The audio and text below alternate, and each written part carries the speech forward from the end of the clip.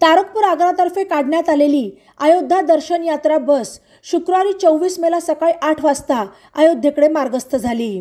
अहमदनगर विभागीय वाहतूक अधीक्षक कमलेश धनराळे आणि सुरक्षा आणि दक्षता अधिकारी धर्मा पाटील यांच्या हस्ते श्रीफळ वाढवून यात्रेचा शुभारंभ करण्यात आला। यावेळी भाविकांनी जय श्रीरामचा जयघोष केला।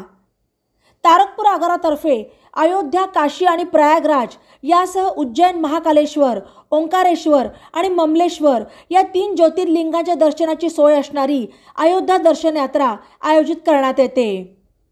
मार्च महिन्यात मिळालेल्या उदंड प्रतिसादानंतर शुक्रवारी आगारातर्फे ही दुसरी दर्शन यात्रा बस सोडण्यात आली।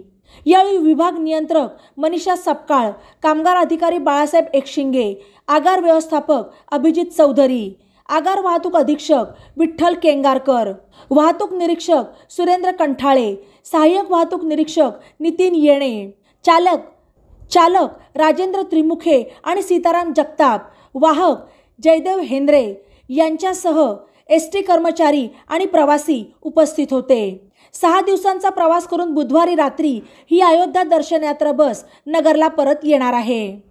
बातम्यांसाठी ई नवा मराठा यूट्यूब चॅनलला सबस्क्राईब करा आणि बेल आयकॉनवर प्रेस करा।